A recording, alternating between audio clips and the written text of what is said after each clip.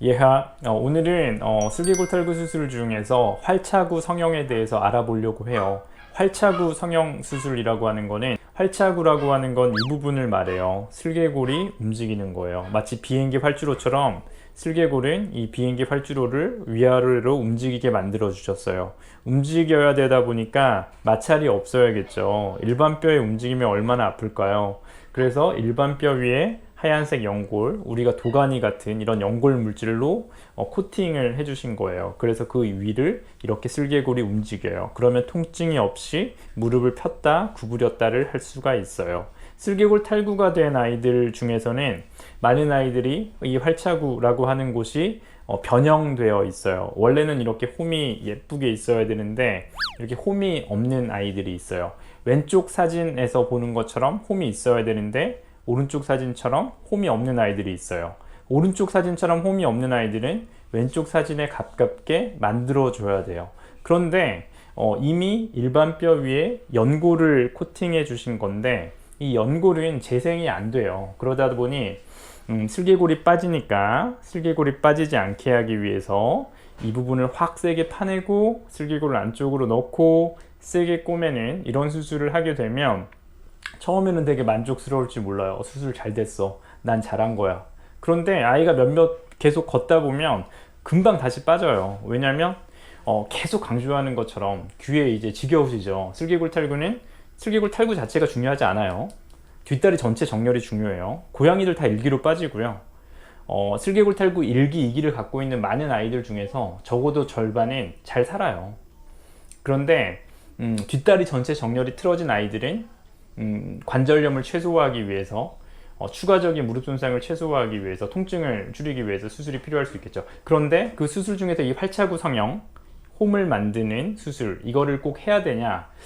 저는 이 수술이 반드시 필요한 수술은 아니라고 생각해요. 특히 슬개골 탈구 2기에서 말이죠.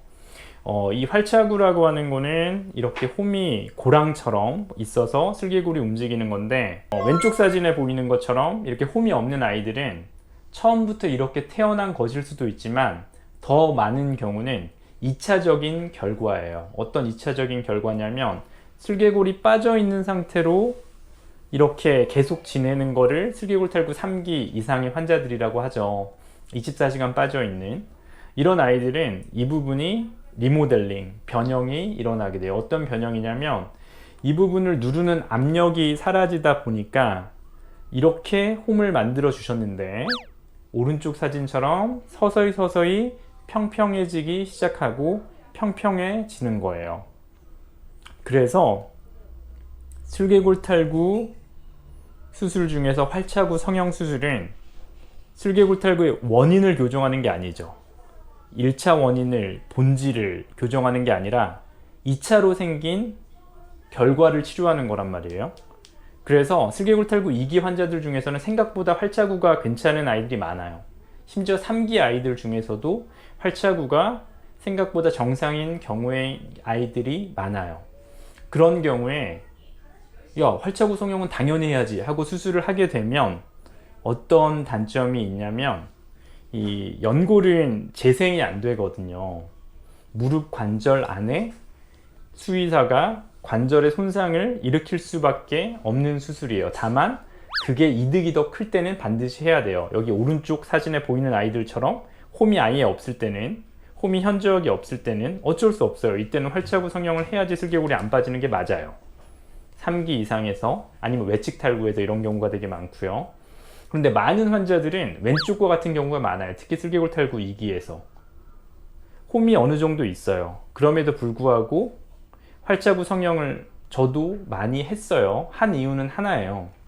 이걸 안 하면 슬개골 탈구가 빠질 확률이 더 올라가기 때문이죠. 실제로 그런 연구 결과도 있었고요.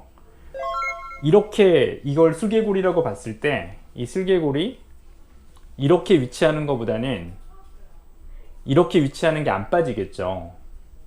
그러니까 이 활차구 성형을 세게 하게 되는 건데 이 활차구 성형을 하면서 연골 자체에 손상을 주게 되니까 수술로 인한 관절염의 진행, 수술로 인한 단점도 분명히 있는 것이죠. 그래서 슬개골 탈구 2기에서는 특히 활차구가 정상에 가까울 때는 이 활자구 성형하지 않는 것을 강력하게 추천해요. 야, 알았어, 그렇게 해. 근데 왜 너 방송까지 하고 그래? 방송을 하는 이유는요, 대부분의 보호자분들이 슬개골은 탈구되면 안 되는 거라고 생각을 하고 있어요. 그런데 활자구를 안 만들게 되면 어떻게 될까요? 정상적으로는 이 슬개골이 3분의 1 정도만 잠겨 있단 말이에요. 그러니까 밀면 빠진단 말이에요. 근데 수술을 하게 되면 2분의 1 이 정도로 확 넣어주니까 안 빠져요. 그러니까 활자구 성형을 안 하게 되면 어떤 일이 벌어질까요? 손으로 밀면 빠져요. 저희 병원에서 슬개골 탈구 수술을 했어요. 다른 병원에 갔어요. 검사를 했어요. 얘 다리 빠져요. 이런 얘기를 들었어요. 그럼 보호자분 멘붕이죠. 그렇지 않을까요? 그런데 괜찮다는 거죠. 누누이 강조하지만 슬개골 탈구 수술은 빠지지 않는 수술이 아니고요. 전체 정렬을 맞추는 수술이고, 전체 정렬이 맞다면 환자가 편안해할 것이고, 수술 후에 관절염이 최소화될 것이고, 충분히 수술의 목적이 이루어진 것인데, 이걸 오히려 빠지지 않는 수술을 하기 위해서 홈을 만든다든가, 특히 홈을 과도하게 판다든가, 연골 이식을 하지 않는다든가, 이 연골은 다시 넣어줘야 되거든요. 이런 식의 수술을 하게 되면 오히려 수술로 인한 단점이 더 커질 수도 있다는 말씀이죠. 그래서 슬개골 탈구 수술을 할 때 만약에 홈이 정상이면 활자구 성형 수술을 저는 안 하기를 강력하게 추천해요. 그래서 우리나라 문화가 바뀌었으면 좋겠어요. 지금은 이제 이런 얘기를 하면 굉장히 소수의 입장이 될 텐데 5년 후에 10년 후에는 활자구 성형 안 했으면 좋겠어요. 이런 활자구 성형 수술 안 받는 이런 환자가 좀 많이 늘어났으면 좋겠어요. 자연스럽게. 그게 마치 당연한 것처럼. 왜냐하면 그게 환자를 위한 길입니다. 네, 오늘은 활자구 성형에 대해서 알아봤어요. 행복한 하루 되세요.